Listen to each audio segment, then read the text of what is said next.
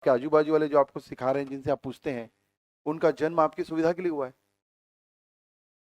आप ये फील नहीं कर पा रहे हैं, उन सुविधा का लाभ नहीं ले रहे हैं। अपने को छोड़कर इस जमाने में जितने भी लोग हैं, उन सब का जन्म अपनी सुविधा के लिए हुआ है।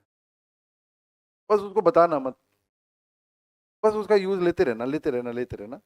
और अगर कभी वो आपको पूछे कोई क्वेश्चन, कभी वो आपसे क्वेश्चन पूछे, मतलब वो यूज ले रहा है आपका, तो जरूर बताना, क्योंकि उसमें भी आप ही का फायदा है।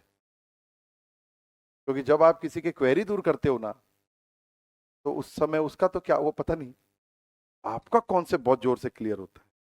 कई बार आपको हुआ होगा स्कूल में, फाउंडेशन में, कहीं न में, किसी को आपने बोला अगर ये क्वेश्चन तो मैं बता दूंगा तेरे को, ले आ फटाफट ले आ, वो लेके आता है और आप बताते थे कि ऐसा ऐसा ऐसा हुआ है कैसा।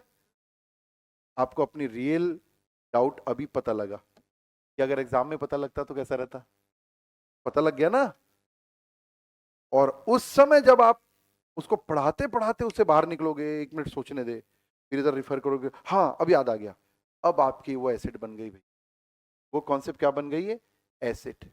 आपको मालूम है, ऑनलाइन और फेस टू फेस एजुकेशन में यही फर्क है, टीचर का कोई फर्क नहीं।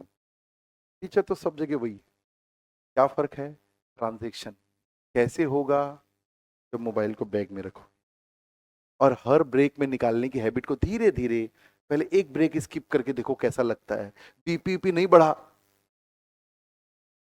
शुगर वुगर डाउन नहीं हुआ, हार्ट बीट नहीं बढ़ी, एकदम एकदम अजीब सा लगने लगा, हॉस्पिटलाइज होने टाइप का, तो निकाल लेना भाई।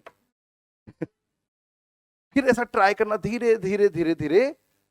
आप यू ओन दिस एनवायरमेंट, इस एनवायरमेंट, हवा में भी नॉलेज है। इसका मतलब लिटरली ये नहीं होता हवा में तो ऑक्सीजन ही है 21%। समझ में आ रही बात?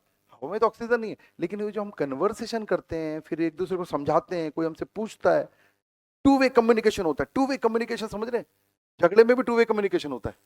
जब हम किसी से बहस करते हैं, तेरे को ये बोला था मैंने, तू माना नहीं। कैसे नहीं माना? 1 महीना पहले तूने बताया था, उस समय तो ये बोला था, और 2 साल पहले तू जो बोला था वो। देखो आपका माइंड क्या कर रहा है, पुराने पुराने रेफरेंसेस लाकर जीतने की कोशिश कर रहा है। अब इस झगड़े को भूल के दिखाओ, इसका कोई नोट्स तो बनाते नहीं। एक एक रेफरेंस पॉइंट, एक एक तर्क, एक एक लॉजिक सब याद रहते हैं आपको। और जब हम कोई क्वेश्चन पूछते हैं,